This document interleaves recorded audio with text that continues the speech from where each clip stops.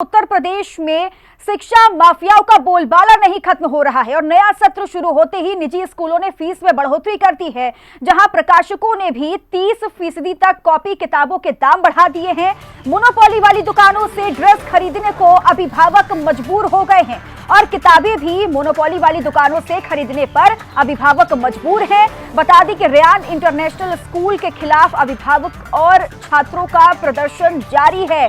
पहले फीस में 50% डिस्काउंट के साथ बच्चों के एडमिशन लिए गए थे और स्कूल प्रशासन अब पूरी फीस देने की मांग कर रहा है और फीस न जमा करने पर बच्चों को क्लास से बाहर किया जा रहा है और इसी के साथ कई छात्रों को स्कूल परिसर के अंदर जाने से भी रोका गया और क्लास से निकालकर छात्रों को स्टोर रूम में रखा जा रहा है।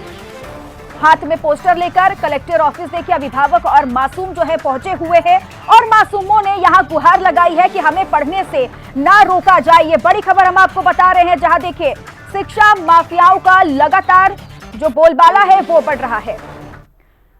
नया शिक्षा सत्र शुरू होने के साथ ही निजी स्कूलों ने फीस में बढ़ोतरी की है। इसके साथ ही कॉपी किताबों के दाम भी बढ़ा दिए गए हैं जिसके चलते अभिभावक परेशान हैं। इतना ही नहीं बल्कि मासूम अब खुद गुहार लगाने पर मजबूर हैं। अब इसे सरकार की लापरवाही नहीं कहेंगे तो क्या कहेंगे, ये रिपोर्ट देखिए।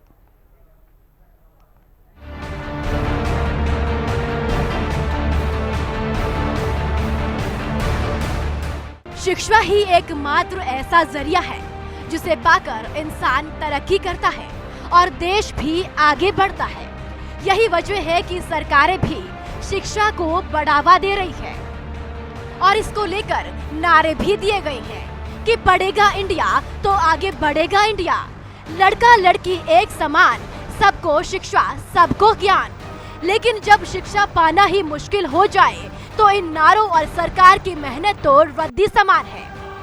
ऐसा हम इसलिए कह रहे हैं क्योंकि शिक्षा माफियाओं का बोलबाला आए दिन बढ़ता ही जा रहा है और अपने बच्चों को शिक्षित करने का गरीब का सपना बस सपना ही रह जा रहा है। दरअसल नया सत्र शुरू होते ही निजी स्कूलों ने फीस में बढ़ोतरी कर दी है और इसके बाद अब कॉपी किताबों के दामों में 30 से 40% का इजाफा किया गया है, जिसके चलते स्कूलों की फीस और किताबों के दामों की चमक के आगे अभिभावकों की अपने बच्चों को शिक्षित करने के सपने धूमिल हो रहे हैं। आलम यह है कि अब मासूम बच्चे भी गुहार लगा रही हैं कि उन्हें पढ़ने से ना रोका जाए। बात ग्रेटर नोएडा की करते हैं, जहां रेयान इंटरनेशनल स्कूल की ओर से फीस बढ़ाने के बाद और किताबों की मोनोपोली के कारण अभिभावक परेशान हैं। आलम यह है कि मासूम बच्चे भी हाथों में पोस्टर लेकर गुहार लगा रहे हैं कि कलेक्टर साहब हमें पढ़ने से ना रोका जाए। रेयान स्कूल तेरी तानाशाही नहीं चलेगी, नहीं चलेगी। हमें 2 दिन से मेडिकल रूम में बैठाया जा रहा है एंड हमें पढ़ने नहीं दिया जा रहा है। वहाँ पे हमें क्लास में नहीं बैठने दिया जाता है और वहाँ से हमें मेडिकल रूम में भेज दिया जाता है कि हमें पढ़ने दिया जाए, हमें मेडिकल रूम में ना बिठाया जाए। उधर रेयान इंटरनेशनल स्कूल की ओर से ट्यूशन फीस में छूट के नाम पर की गई धोखाधड़ी और भ्रष्टाचार की लड़ाई अभिभावक और करप्शन फ्री इंडिया संगठन पिछले 1 साल से लड़ रहा है, लेकिन अभी तक जांच के नाम पर जिला गौतम बुद्ध नगर का प्रशासन कोई कार्रवाई नहीं कर पाया। इतना ही नहीं बल्कि पिछले 3 दिन से रेयान स्कूल के बच्चों को कक्षा में नहीं बैठने दिया जा रहा है। मेडिकल और स्टोर रूम में बैठाकर छुट्टी के टाइम पर घर वापस भेज दिया जाता है, जिसके बाद बच्चे जिला अधिकारी कार्यालय पहुंचकर अपने स्कूल जाने की गुहार गौतम बुद्ध नगर के डीएम साहब से कर रहे हैं। कहीं भी आप पूरी इंडिया में कहीं भी नौकरी कर सकते हैं, किसी भी प्रदेश में कर सकते हैं। एक तरफ जनता महंगाई की मार सह रही तो वहीं दूसरी ओर इस साल इस सेशन में जो शिक्षा है उस पर भी महंगाई की मार देखने को मिल रही है। आप देख सकते हैं कि इस बार 12% फीस में वृद्धि गई है, तो वहीं अगर बात करें किताबों की तो किताबों में भी 30% की वृद्धि की गई। इसको लेकर मैं समय में मौजूद हूँ जो गवर्नमेंटल पब्लिक स्कूल है वहाँ पर, और मैं यहाँ कुछ अभिभावक भी मौजूद हैं, यहाँ मैं इनसे बात कर लेती हूँ, जान लेती हूँ जो वृद्धि हुई है क्या इनका क्या कहना है। सर नाम बता दीजिए। विकास जी, ये बताइए बच्चे कितने पढ़ते हैं आपके यहाँ? अभी तो एक ही लड़की पढ़ती है। एक बच्ची पढ़ती है। आप जब से पहले की अपेक्षा अब फीस में जो वृद्धि हुई है क्या कहना है आपका? मैडम वृद्धि तो हुई है, अब थोड़ा सुबह भी हम बोल नहीं देख पा रहे हैं, हमसे पैसे भी इतने कमाते नहीं हैं, 10,000 रुपये मिलते हैं महीने पे, है वृद्धि तो उसमें। अच्छा, क्या क्या कहना चाहेंगे जो वृद्धि है उस पर क्या कुछ लगाम लगी जाए? मैडम लगाम तो लगनी चाहिए, पर लगाएगा कौन, सुनता ही नहीं। ग्रेटर नोएडा के बाद आपको लिए चलते हैं आगरा, जहां अभिभावक निजी स्कूल संचालकों की मनमानी से परेशान है। मैंने अभी पिछले 2 वर्षों से फीस में कोई वृद्धि नहीं की है। कोरोना के बाद से जो फीस चल रही है वो एज इट इज चल रही है। रही बुक्स में बढ़ने की बात, तो जैसा कि देखा जा रहा है कागज़ में जो महंगाई आई है उसकी वजह से हो सकता है कि बुक्स में महंगाई आई हो, अदरवाइज फीस में हम लोगों ने वृद्धि नहीं की है। जिन स्कूलों ने वृद्धि की होगी उसका उनका अलग मानक होगा। वहीं जब इस बारे में स्कूल प्रबंधक से बात की गई तो उनका क्या कुछ कहना है वो आप भी सुनिए। अब आगरा के बाद आपको लिए चलते हैं बुलंदशहर, जहां भी निजी स्कूल संचालकों की मनमानी चरम पर है और अभिभावक परेशान है। वहीं जब हिंदी खबर ने अभिभावकों से बात की तो अभिभावकों में गुस्सा नजर आया। हिंदी खबर पर अभिभावक क्या कुछ बोले वो भी सुनिए जरा। वहीं हमारी इस ग्राउंड रिपोर्ट में स्टेशनरी शॉप चलाने वाले शॉपकीपर ने एक और चौंकाने वाला खुलासा किया है। उसने बताया कि यदि वो स्कूलों को कमीशन ना दे तो उनका एक भी किताब बेचना मुश्किल होगा। मैनेज तो ये हमारे पर ये है कि अपने सारे खर्चे कंट्रोल में करके जब मैनेज करना पड़ेगा, बच्चे तो पढ़ाने ही है, इसलिए अब हम पे जो अपने हाथ से डोर छूटी जा रही है कि बच्चा सबकी उसकी फॉर्मेलिटी भी पूरी करनी है कि हमें कोर्स भी ले जाकर देना है बच्चे, लेकिन हमें अपने खर्चे को कम करके इसे कोर्स लेना पड़ता है। 35 से 40% तो कम से कम है ही है महंगा। इतना महंगा हो गया? हाँ जी, उसके पीछे कारण यही कि कागज़ बहुत ज़्यादा महंगा हो गया है पिछले साल के मुकाबले। जो पहले बिंदल का रेम 120 या 25 रुपये का आता था, अब आज की डेट में 250 रुपये का। आप भी मार्केट से परचेज करते होंगे, कागज़ जब महंगा है तो सब चीज़ों पर ही महंगाई है। बढ़ती महंगाई ने जहां पहले ही लोगों की कमर तोड़ रखी है, ऐसे में निजी स्कूलों में फीस बढ़ोतरी और कोर्सेज पे बढ़ने वाले दामों की घोषणा ने अभिभावकों के होश उड़ा दिए हैं। बुलंदशहर में ग्राउंड जीरो पर रहकर हमने लोगों से बातचीत की और समझने की कोशिश की कि यदि कोर्सेज पे इस तरह उनके दामों में बढ़ोतरी होगी और फीस इस तरह बढ़ाई जाएगी तो बच्चों की शिक्षा पर इसका क्या असर पड़ने वाला है या उनके अभिभावकों की जेब पर क्या असर पड़ेगा। तो ज़्यादातर लोगों का ऐसे में यही कहना है कि पहले ही लगातार महंगाई बढ़ रही है, आमदनी घट रही है, ऐसे में यदि शिक्षा भी महंगी होगी तो बच्चों को पढ़ाना भी मुश्किल होगा। अपने सहयोगी शमसुद्दीन के साथ मैं साजिद सैफी, हिंदी खबर, बुलंदशहर। और इसी खबर पर तमाम जानकारी देने के लिए हमारे साथ हमारे सहयोगी जुड़ गए हैं। पहले हिमांशु दुबे जुड़े हैं ग्रेटर नोएडा से, ममता भारद्वाज जुड़ गई हैं आगरा से और साजिश सैफी जुड़े हैं, ब्यूरो चीफ हैं बुलंदशहर से हमारे साथ जुड़ गए हैं। लेकिन सबसे पहले हिमांशु मैं आपकी तरफ आऊंगी। ग्रेटर नोएडा की बात की जाए तो कौन सा स्कूल, कितने लिस्ट में कौन कौन से स्कूल शामिल है और अभी स्थिति क्या है ग्रेटर नोएडा की? जी बिल्कुल, निश्चित तौर पर बता दें कि लगातार जिस तरीके से स्कूल की जो फीस बढ़ाई गई है, जिसके बाद जो परिवारजन है, जो अभिभावक है, उनकी चिंता बढ़ गई है और लगातार एक तरफ तो देश में महंगाई की मार है, दूसरी तरफ अब स्कूल में बच्चों की जो फीस बढ़ी है वो कहीं ना कहीं परिवार वालों की टेंशन बढ़ा दी है। और इस समय आपको बताएं कि मैं ग्रेटर नोएडा जो बेसिक शिक्षा अधिकारी का जो कार्यालय है वहां पर मौजूद हूँ और यहाँ पर तमाम आप देखिए तमाम जो बच्चे हैं और अभिभावक आपको नजर आएंगे, छोटे छोटे स्कूल के बच्चे हैं जिनको फिलहाल जो स्कूल से आपको बताएं कि स्कूल में इनकी एंट्री नहीं की जा रही है। और इसका सबसे बड़ा कारण यह है कि रियान इंटरनेशनल स्कूल जो है, जो कि ग्रेटर नोएडा में स्थित है, वहां पर यह वादा किया गया था कि 50% के साथ बच्चों की दाखिला होगा, लेकिन जब इन्होंने दाखिला कराया उसके बाद इनके साथ वादा खिलाफी की गई और अब वो जो फीस है वो 100% मांगी गई है, जिसके चलते यहाँ पर इनके परिजन परेशान है और बच्चे को दर दर की ठोकरें खानी पड़ रही है। और 3 दिन से बच्चे जो है उनको अभी स्कूल के क्लासरूम में नहीं जाने दिया जा रहा है। देखिए ये स्कूल के जो बच्चे हैं ये अपने देखिए के ड्रेस में मौजूद हैं। आप देख सकते हैं किस तरीके से इनके अभिभावक भी यहाँ पर हैं और ये लोग लगातार प्रशासन से मांग कर रहे हैं कि इनके बच्चे स्कूल में पढ़ाई करें और डीएम एसडीएम लगातार सबने आश्वासन दिया है, लेकिन बावजूद उसके अभी तक कोई भी कार्रवाई प्रशासन की तरफ से नहीं की गई है। बेटा क्या नाम है आपका? दीपक बलावत। आपकी क्लास में एंट्री नहीं हो रही है क्या? नहीं। क्या कह रहे हैं टीचर? कह रहे हैं कि स्टोर रूम में वहाँ बैठ जाओ, मेडिकल रूम में। अच्छा, आपका क्या नाम है? राधे सिंह। क्या आपकी एंट्री नहीं हो रही है? क्या कह रहे हैं टीचर? टीचर कह रहे हैं एक मैम आ रही है और हमें लेके जा रही है स्टोर रूम में या फिर मेडिकल रूम में। पढ़ाई नहीं, आपको क्लासरूम में नहीं ले जा रहे? नहीं। तो आप ये देख सकते हैं छोटे छोटे बच्चे हैं। देखिए बेटा आपका क्या नाम है? मेरा नाम तनिष लौरा है। कितने दिनों से आपकी एंट्री स्कूल में नहीं हो रही है, क्लास में? 3-4 दिन से हमारी एंट्री नहीं हो रही है और हमको मेडिकल रूम या स्टोर रूम में बिठा दिया जाता है। क्या कहते हैं टीचर, प्रिंसिपल क्या कहते हैं? और टीचर कहते हैं कि जो फीस डिफॉल्टर होंगे उनको मेडिकल रूम, स्टोर रूम या दूसरी क्लासेस में बैठना पड़ेगा। जी, तो आप ये देखिए छोटे छोटे जो बच्चे हैं इनको शिक्षा से कैसे वंचित किया जा रहा है और ये कहा जा रहा है कि जो डिफॉल्टर हैं, जो फीस नहीं जमा कर रहे हैं, तो ऐसे में उनको बाहर का रास्ता दिखा दिया जा रहा है। तो आप सोचिए, एक तरफ तो सरकार कितने बड़े बड़े दावे करती है और ये देखिए ये तमाम लोग आप मौजूद हैं और ये मैं बात कर लेना चाहूंगा जो कि भ्रष्टाचार विरोधी जो संगठन है करप्शन फॉर इंडिया, उसको ये चला रहे मूवमेंट को। सर आप बताएं, आप इस लड़ाई को लड़ रहे हैं, पिछले कब से आप इस लड़ाई को लड़ रहे हैं और अभी तक प्रशासन की तरफ से क्या आश्वासन दिया गया आपको? देखिए, करप्शन फ्री इंडिया संगठन के बैनर तले गौतम बुद्ध नगर में जो रियान, ग्रेटर नोएडा में जो रियान इंटरनेशनल स्कूल है, उस स्कूल के द्वारा जो भ्रष्टाचार, धोखाधड़ी, छल कपट, लूट बेईमानी की गई है, उस लूट कपट बेईमानी के विरोध में हम लोग और अभिभावक लड़ाई पिछले 1 वर्ष से लगातार लड़ रहे हैं। लेकिन गौतम बुद्ध नगर का शिक्षा विभाग और जिला प्रशासन के बार बार नोटिस दिए जाने पर भी स्कूल प्रशासन कोई भी कार्रवाई नहीं कर रहा है। हम लोगों की कहीं भी सुनवाई नहीं हो रही है। हम लोग जनप्रतिनिधियों के भी पास गए हैं और हमारी जो इस प्रकरण की जांच है वो मेरठ मंडल के अपर आयुक्त महेंद्र प्रसाद जी के नेतृत्व में चल रही है। पिछले 6 महीने से जांच भी चल रही है, लेकिन जांच में भी कोई निर्णय अभी तक नहीं आ पाया है और अब ये दुष्परिणाम हम लोगों को देखना पड़ रहा है। अगर अधिकारियों की लापरवाही ना होती तो आज हमारे बच्चों को क्लास से, कक्षा से बाहर ना निकाला जाता।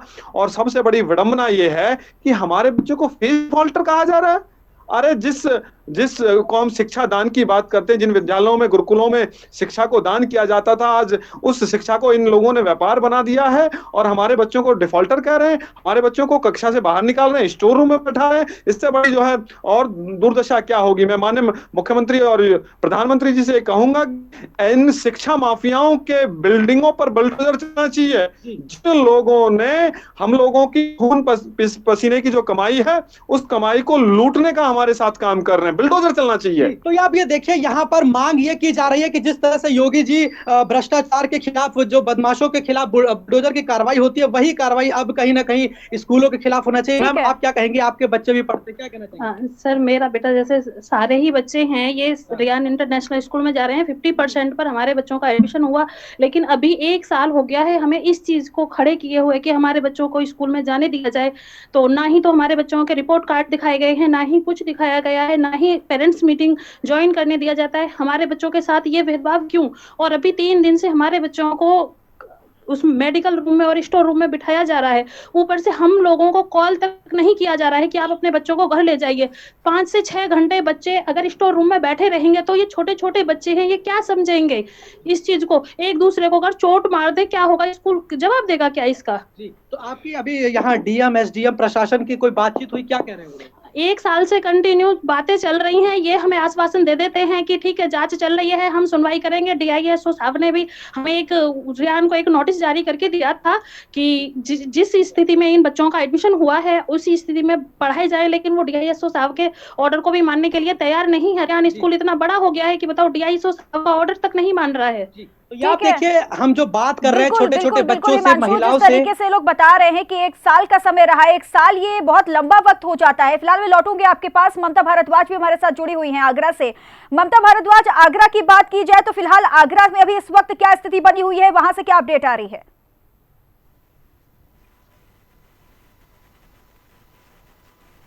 ममता, आवाज आ रही है आपको मेरी? चलिए, ममता तक आवाज नहीं पहुंच रही है। साजिश सैफी हमारे साथ जुड़े हुए हैं बुलंदशहर से। साजिश, अगर वहां बुलंदशहर की बात की जाए तो पहले ये बताइए बुलंदशहर में इस वक्त क्या स्थिति बनी हुई है, क्योंकि जैसा हमने ग्रेटर नोएडा में देखा कि वहां पर अभी भी बच्चे स्कूल के बाहर खड़े हुए हैं और प्रदर्शन जारी है अपनी मांग को लेकर। वहां की क्या स्थिति है?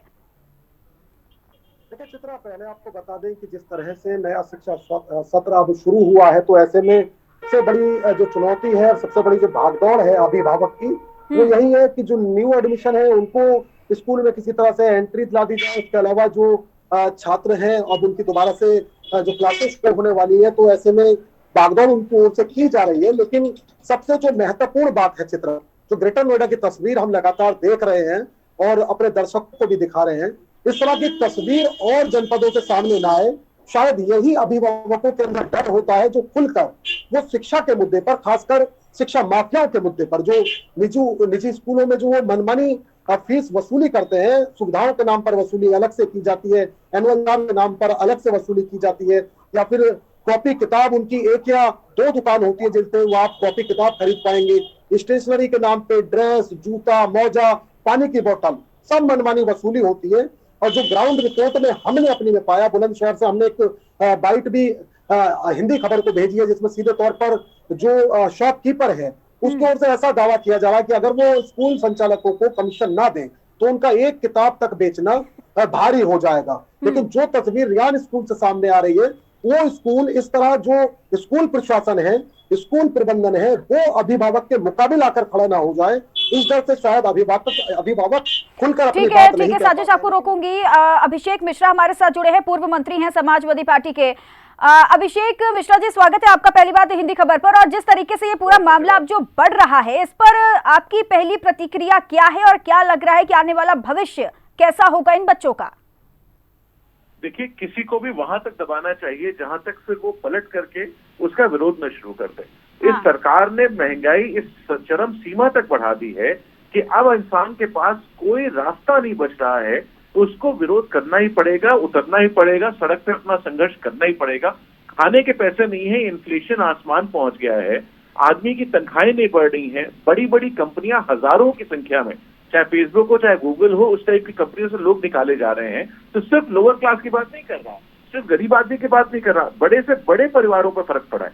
और उस माहौल में चाहे फीस का दाम बढ़ाना हो, चाहे किताबों का दाम बढ़ाना हो, चाहे बाकी चीजों का दाम बढ़ाना हो, सब चीजें आसमान छू रही है। सरकार पूरी तरह फेल है, किसी तरह का कोई सपोर्ट नहीं। उसमें आप ऐड करिए जो कॉस्ट ऑफ लिविंग बढ़ी है, किराए बढ़ गए, पेट्रोल रोज बढ़ता जा रहा है, बिजली का दाम 20% बढ़ा दिया है इन्होंने।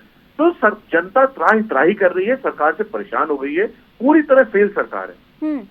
ठीक है, लेकिन अभिषेक मिश्रा जी, अब जिस तरीके से ये जो पूरा मामला ग्रेटर नोएडा से भी हम देख रहे हैं, रियान इंटर कॉलेज का, अब ये पूरा मामला क्या लगता है कि किसी के संरक्षण के बिना ऐसे फीस बढ़ा दी जाए और लगातार कलेक्टर तक से बड़े बड़े लोगों से गुहार भी लगाई जा रही है, बावजूद इसके कोई सुनवाई नहीं हो रही है?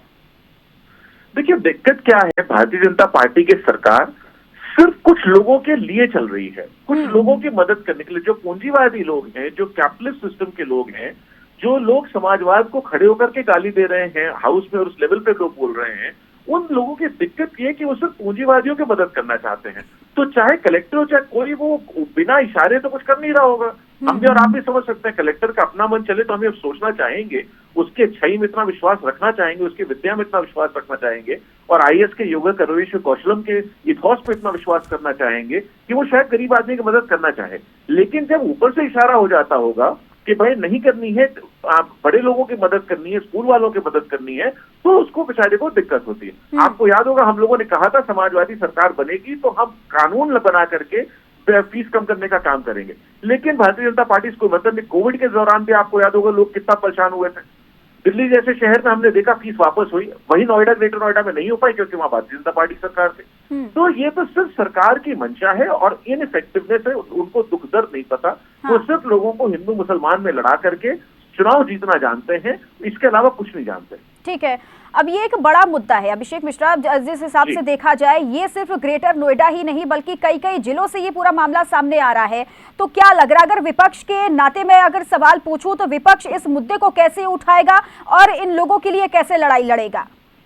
आप देखेंगे ये मुद्दा पूरे हिंदुस्तान में फैलेगा, क्योंकि ये सिर्फ किसी एक व्यक्ति का नहीं है, ये पूरे आम जनता का मुद्दा है, सबसे जुड़ा हुआ मुद्दा है और रोजमर्रा की जरूरत का मुद्दा है। हर इंसान की इसमें, उसको जिसको फीस देनी, जिसका बच्चा पढ़ रहा है, जिसका पोता पढ़ रहा है, जिसका नाती पढ़ रहा है, सब लोग परेशान है इस मुद्दे से। और पूरा विपक्ष इस पे एक साथ है। हम लोग जहां भी होगा लोगों की मदद के लिए हमें जो तरीका अपनाना पड़ेगा, सरकार को चाहे हाउस में घेरने की जरूरत पड़े, चाहे सड़क पे घेरने की जरूरत पड़े, हम लोग जनता के साथ हैं। हमारे मुद्दा पहले से रहा, हमने लगातार, आपको याद करिए हिंदी खबर में तब भी बहुत बड़ी डिबेट किए थे, बहुत मजबूती से मुद्दा उठाया था जब हम लोगों ने मुद्दा कोविड के दौरान उठाया था कि इसकी फीस कम करिए। लोग नहीं दे पा रहे, लोग सांस नहीं ले पा रहे, लोग किराया नहीं दे पा रहे, बिजली का बिल नहीं दे पा रहे, और उसके बिजली का कनेक्शन आप देखेंगे अभी भी लोगों के घर पे FIR लिखाई जा रही है। तो ये तो सरकार सिर्फ FIR कराना जानती है और इसको जनता का दुख दर्द से कोई मतलब नहीं, इससे मतलब नहीं। लोग कह रहे हैं कि उत्तर प्रदेश में 4% अनएम्प्लॉयमेंट बचा है सरकारी डेटा के हिसाब से। इनको शर्म नहीं आती बात कहते हुए? मुझे एक गांव बता दे, मुझे एक शहर बता दे, एक मोहल्ला बता दे जहां 96% वो हो, एम्प्लॉयमेंट हो। मैं भी जाकर के उस मिट्टी को अपने माथे लगाऊंगा, उस धरती को चूमना चाहूंगा जहां उत्तर प्रदेश में आज ये सच्चाई हो भारतीय जनता पार्टी सरकार में। मेरा चैलेंज है आपके माध्यम से पूरे उत्तर प्रदेश सरकार को, ओपनली चैलेंज करता हूं, एक गांव दिखा दे जहां 96% एम्प्लॉयमेंट हो और 4% रोजगार। ठीक है, लेकिन ये मुद्दा बहुत गंभीर है और इस मुद्दे पर बातचीत करना भी बहुत जरूरी है, क्योंकि आने वाले भविष्य के लिए इन बच्चों के लिए बहुत बड़ा संकट है। बहुत बहुत शुक्रिया अभिषेक मिश्रा जी आपका हम हिंदी खबर पर जुड़ने के लिए। और सीधा चलेंगे ममता भारद्वाज की ओर, आगरा से हमारे साथ जुड़ी हुई है। ममता, आवाज आ रही है आप तक मेरी? आ रही है। ठीक है, आगरा की अगर मैं बात करूं ममता, तो आगरा में इस वक्त क्या स्थिति बनी हुई है? क्योंकि बुलंदशहर की बात मैंने जान ली और यहाँ पर ग्रेटर नोएडा का हाल भी देख लिया। आगरा में क्या स्थिति बनी हुई है, जल्दी से? ग्रेटर नोएडा और बुलंदशहर की जो मेरे सहयोगी ने बात बताई, बिल्कुल देखिए बहुत ही दयनीय एक स्थिति मान सकते हैं आप उसको, कि जो शिक्षा माफियाओं का कब्जा हो गया है यहाँ। लेकिन अगर बात करें बीजेपी सरकार की, तो बीजेपी ने साफ तौर से बेटी बचाओ बेटी पढ़ाओ का नारा दिया। यहाँ ना तो बेटी बच रही है और ना ही बेटी पढ़ाओ वाले नारे का पूरी तरह इस्तेमाल हो पा रहा है, क्योंकि जब शिक्षा पर शिक्षा माफियाओं का इतना पूरी तरह यहाँ कब्जा है। जहाँ अगर बात करें शिक्षा को लेकर, तो यहाँ जब जो बच्चों के जो अभिभावक थे उनसे जब हमने बात करने की कोशिश की, तो उन्होंने साफ तौर से बताया कि जो हमारे जो रोजगारी के जो रोजमर्रा के जो खर्चे हैं उन पर हम लगाम लगा के उन पर एक बहुत बड़ी उसको लगाम के कसने के बाद में उसके बाद में हम बच्चों को पढ़ा रहे हैं। लेकिन अगर सही मायने में देखा जाए तो हम अपनी जो हमारी जो जेब है उस पर काफी असर खासा पड़ रहा है। और देखने वाली बात है कि जहां एक तरफ सरकार जो शिक्षा अभियान को आगे बढ़ाने की बात करती है, तो वही शिक्षा माफिया को पूरी तरह आगरा में कब्जा देखने को मिलता है। और आगरा में फीस की बात करें तो फीस में भी कई निजी स्कूलों के द्वारा फीस में भी वृद्धि की गई है। तो वहीं बात करें किताबों की, तो किताबें स्कूल वालों की तरफ से मोनोपोली वाली किताबें दी जा रही है। यहाँ अगर ड्रेस की बात करें तो ड्रेस भी स्कूल से ही प्रोवाइड की जा रही है। तो यहाँ एक बड़ा शिक्षा का जो स्तर है वो गिरने की कगार पर है। वो साफ तौर से देखा जा रहा है, इस शिक्षा का स्तर बिल्कुल गिरने के कगार पर है। लोग बहुत परेशान हैं। लोग बच्चों को पढ़ाने के लिए जो फीस है उस पर नहीं ठीक से दे पा रहे हैं। तो वही दूसरी ओर जो किताबें हैं उनको, जो मोनोपोली किताबें, अब उन पर वृद्धि भी की गई है। तो ये बड़ी बात है कि यहाँ जो अभिभावक है किस तरह अपने बच्चों को शिक्षा की ओर ठीक से ले जाते हैं। बिल्कुल बिल्कुल, एक बड़ा सवाल भी अब इस वक्त बना हुआ है। हिमांशु दुबे आपके पास आऊंगी। अब जिस तरीके से अभी आप बात कर रहे थे बच्चों के परिजन से, वो ये बता रहे हैं कि 1 साल से वो परेशान हैं। तो 1 साल से यही स्थिति बनी हुई थी, जैसे बताया गया कि 50% कम फीस के साथ में एडमिशन लिए गए, उसके बाद में अचानक 100% फीस देने की बात की गई। तो ये प्रदर्शन अभी जारी किया गया है, इससे पहले कोई स्टैंड लिया गया इन लोगों की ओर से, क्या कुछ किया गया? जी बिल्कुल, देखिए निश्चित तौर से पिछले 1 साल से ये लोग लगातार जो है एसडीएम ऑफिस, डीएम ऑफिस में लगातार आ रहे हैं और डीएम कार्यालय में भी आकर अपनी बात को रख रहे हैं। और इससे पहले भी इन लोगों ने विरोध प्रदर्शन किया था और अर्धनग्न तरीके से इन लोगों ने अपना प्रदर्शन भी किया था। लेकिन बावजूद उसके प्रशासन ने इनको आश्वासन दिया कि हम कार्रवाई करेंगे और वो नोटिस भी दिया उन्होंने कहीं ना कहीं स्कूल को लेकर। लेकिन स्कूल की तरफ से आज तक कोई भी जवाब नहीं आया है और कहीं ना कहीं प्रशासन जो है अभी तक कार्रवाई करने में नाकाम साबित हुआ है। और इसकी एक बड़ी वजह यह बताई जा रही है कि कहीं ना कहीं यहाँ पर तमाम जो रसूख जो बड़े जो नेता है उनका संरक्षण प्राप्त है। यही वजह है कि अभी तक प्रशासन की ओर से कोई बड़ी कार्रवाई नहीं की गई है। लेकिन देखिए जैसा कि आप देख सकते हैं कि कितने बड़ी संख्या में, मैं चाहूंगा एक बार तस्वीरें दिखाएं कि ये छोटे छोटे जो मासूम बच्चे आपको नजर आएंगे जिनको अभी क्लासरूम में होना चाहिए था, जिनकी अभी पढ़ाई होनी चाहिए थी, लेकिन अब इनको स्कूल प्रशासन ने मतलब क्लासरूम से बाहर निकाल दिया। और यही वजह है कि अब ये लोग दर दर की ठोकरें खा रहे हैं और यहाँ पर आकर अपनी गुहार लगा रहे हैं। सर आप ये बताएं कि जिस तरीके से लगातार 1 साल से आप लोग कर रहे हैं अपनी मांग को लेकर, क्या लगता है क्या प्रशासन कार्रवाई करेगा या नहीं? देखिए इसमें जो है जो रियान इंटरनेशनल स्कूल है और उनके जो प्रधानाचार्य हैं उनके कहीं ना कहीं रिश्तेदार वगैरह केंद्र की राजनीति में जो है दखल रखते हैं, जो हम लोगों को जानकारी हुई है। मुझे लगता है कि कहीं प्रशासन उनके दबाव में आकर के कार्रवाई करने से बच रहा हो। बिल्कुल, यानी और लेकिन जिस तरीके से यहाँ पर कहना है अभिभावकों का और सभी का कि ये राजनीति के तौर पर हो सकता है, दबाव में आकर कार्रवाई नहीं की जा रही है। फिलहाल हिमांशु दुबे हमारे साथ जुड़े, ममता भारद्वाज और साजिश सैफी, आप तीनों का बहुत बहुत शुक्रिया तमाम जानकारी देने के लिए। और जिस तरीके से अब ये लगातार स्कूलों की मनमानी बढ़ रही है, इस पर कैसे रोक लगेगी ये आने वाला वक्त ही बताएगा। तो चलिए इस खास बुलेटिन में फिलहाल के लिए बस इतना ही, दीजिए इजाजत, नमस्कार।